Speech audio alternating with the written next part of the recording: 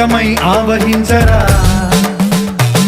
ఢమ ఢమమని డమరుక ధ్వని సలిపి జడతని బదిలించరా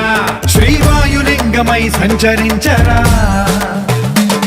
అణువణువున తన తనువున నిలిచి చలనమే కలిగించరా భస్మం చేసే అసురునే అగ్నిలింగమై